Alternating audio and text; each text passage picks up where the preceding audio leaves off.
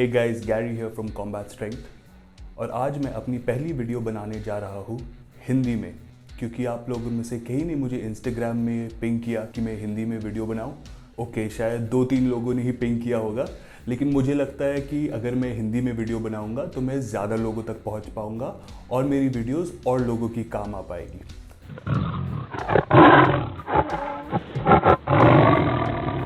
तो आज के वीडियो में हम बात करने जा रहे हैं about the different kinds of strength. Now आपने देखा होगा कि वर्ल्ड स्ट्रॉन्गेस्ट मैन या पावर लिफ्टिंग कॉम्पिटिशन्स में जो कॉम्पिटिटर्स हैं, जो एथलीट्स हैं, वो नॉर्मली बहुत ज़्यादा वेट उठाते हैं और उनकी स्ट्रेंथ लेवल बहुत हाई होती है। लेकिन वही एथलीट्स को अगर आप दूसरे स्पोर्ट में डाल दें तो वो इतना अच्छा परफॉर्म नहीं कर पाते हैं। तो स्ट्रेंथ को हम जिस तरह से देखते हैं, नॉर्मली अगर हम किसी का स्ट्रेंथ गेज करना चाहे तो हमारी पहली क्वेश्चन होगी कि आप कितना बेंच प्रेस करते हो, या फिर आप कितना स्क्वाट करते हो, कितना डेडलिफ्ट करते हो। लेकिन किसी के स्ट्रेंथ को सिर्फ ये 3 लिफ्ट से मेजर करना बहुत ही गलत होता है, क्योंकि स्ट्रेंथ बहुत ही रिलेटिव टर्म है और डिपेंड होता है कि आप कौन से स्पोर्ट में। जैसे कॉम्बैट स्पोर्ट्स में ये सारे बेंच प्रेस, स्क्वाट, डेडलिफ्ट ज़रूरी नहीं है कि आप बहुत ज़्यादा वेट मारे इन एक्सरसाइजेज में। हाँ, ये बहुत हेल्पफुल हो सकती है, लेकिन ये समझना बहुत ज़रूरी है कि स्ट्रेंथ की क्या डेफिनेशन है। तो the first kind of strength is maximal strength.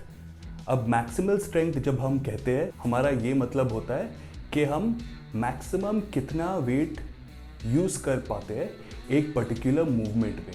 जैसे कि हमारा स्क्वाट 1 रेप मैक्स क्या है, या फिर हमारा बेंच प्रेस या डेडलिफ्ट का 1 रेप मैक्स क्या है। ये हमारा मैक्सिमल स्ट्रेंथ हो जाता है, जो कि हम ऑल आउट एफर्ट में इसका एक ही रेप मार पाते हैं। अगर आपकी मैक्सिमल स्ट्रेंथ बहुत हाई है तो ये पावर लिफ्टिंग, स्ट्रॉन्ग मैन और दूसरे स्ट्रेंथ स्पोर्ट्स में बहुत अच्छे से ट्रांसलेट होती है। लेकिन इसका ये मतलब नहीं है कि ये MMA या फिर जुजित्सु या ग्रैपलिंग या दूसरे कॉम्बैट स्पोर्ट्स में काम नहीं आती है। ये काम आती है, लेकिन इस स्ट्रेंथ को हमें फाइन ट्यून करना पड़ता है। हमें दूसरे तरह के स्ट्रेंथ्स को समझना पड़ता है, और फिर ये मैक्सिमल स्ट्रेंथ जो है which will serve as a base, ये एक बेस बन जाता है कि आप दूसरे स्ट्रेंथ डेवलप कर पाए। दूसरी तरह की जो स्ट्रेंथ है वो है एक्सप्लोसिव स्ट्रेंथ। अब मैक्सिमल स्ट्रेंथ ये होता है कि आप कितना मैक्सिमम वेट मूव कर पाते हो, और दूसरी तरफ एक्सप्लोसिव स्ट्रेंथ ये होता है कि आप उसी वेट को कितने स्पीड से मूव कर पाते हो। जैसे कंपेयर कर लीजिए पावर लिफ्टर और वेट लिफ्टर को। पावर लिफ्टर को आप अगर नॉर्मली देखिएगा तो उनका साइज़ बहुत ज़्यादा होता है, बहुत ह्यूज होते हैं, और वो लोग जब किसी कोई एक्सरसाइज करते हैं तो वो वेट्स को ज़्यादातर बहुत स्लोली मूव करते हैं, उनका स्पीड इतना ज़्यादा नहीं होता है। लेकिन अगर आप वेट लिफ्टर्स को देखेंगे तो वो क्लीन और जर्क या फिर स्नैच जो मूवमेंट्स करते हैं, उनका बहुत एक्सप्लोसिव सा मूवमेंट होता है। उनका बॉडी भी उस तरह से डेवलप होता है कि वो फास्ट ट्विच फाइबर्स बहुत इफेक्टिवली यूज़ कर पाते हैं और वेट्स को पॉइंट A से पॉइंट B बहुत ही तेज़ी से पहुंचा पाते हैं। नाउ ये एक्सप्लोसिव स्ट्रेंथ कॉम्बैट एथलीट्स के लिए बहुत ही वैल्यूबल होता है कि we have to explode towards our opponent, whether वो ग्रैपलिंग में हो या बॉक्सिंग में या MMA में हो। We create explosiveness.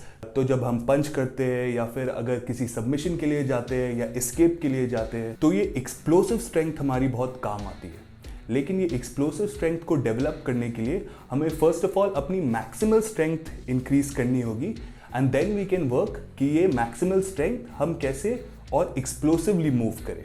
इसे डेवलप करने के लिए ये ज़रूरी नहीं कि हम सिर्फ squat, bench, deadlift, clean and jerk या फिर स्नैच एक्सरसाइजेस करें। इनकी काफ़ी सारी एक्सरसाइजेज होती है दैट कैन हेल्प अस इसे बिल्ड करने के लिए। मैं किसी और वीडियो में बताऊंगा आपको किसी दिन कि किस तरह की स्ट्रेंथ डेवलप करने के लिए कौन सी एक्सरसाइजेस करनी चाहिए। फिर आती है आपकी मस्कुलर इंड्योरेंस स्ट्रेंथ। अब ये हो जाती है कि आप कोई पर्टिकुलर वेट को कितनी रेप्स मार पाते हो। आप अगर ग्रैपलिंग करते हो या फिर जुजित्सु करते हो या फिर MMA करते हो, आपको पता है कि ये एक्सप्लोसिव स्ट्रेंथ या फिर यूटिलाइजेशन ऑफ स्ट्रेंथ सिर्फ एक बार नहीं करना पड़ता है, बल्कि you have to do it repetitively. तो ये रेपिटेटिव यूज़ इंड्योरेंस स्ट्रेंथ हो जाता है कि आप कितनी बार अपने मसल फाइबर्स को इफेक्टिवली रिक्रूट कर सकते हो। एक नॉर्मल MMA मैच या BJJ मैच 5 मिनट 6 मिनट्स की होती है, और इस दौरान आपको मल्टीपल टाइम्स एक्सप्लोसिवनेस यूज़ करना पड़ता है, तो ये इंड्योरेंस में आ जाता है। अगेन इंड्योरेंस स्ट्रेंथ को ट्रेन करने के लिए भी हम अलग अलग टाइप की एक्सरसाइजेस कर सकते हैं to be able to habituate our body कि हम ये एक्सप्लोशंस रेपिटेटिवली प्रोड्यूस कर पाए।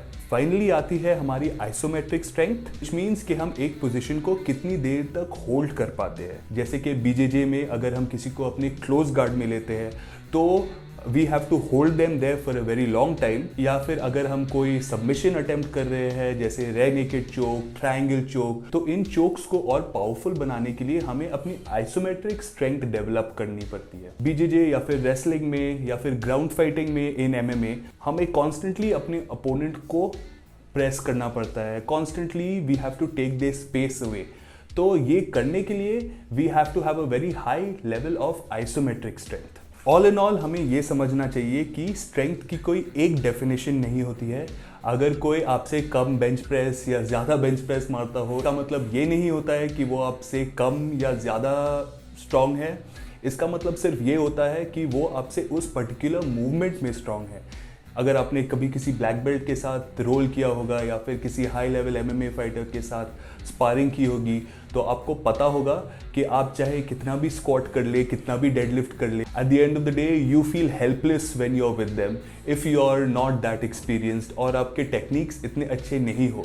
इसका मतलब ये होता है कि वो पर्टिकुलर मूवमेंट पैटर्न्स में उनकी स्ट्रेंथ लेवल और उनकी एक्सपीरियंस बहुत हाई होती है, तो उनकी एफिशिएंसी बहुत ज़्यादा होती है उन्हें एग्जीक्यूट करने। That's it for this video guys. मैं अपने अगले वीडियो में कंडीशनिंग के बारे में बात करूंगा, जिससे कि आप अपने एमएमए कंडीशनिंग और बीजेजे कंडीशनिंग को बेटर कर पाए, ताकि आप मोर इफेक्टिवली अपना स्पोर्ट खेल पाए। Subscribe, like and comment on this video if you like the video. See you next time.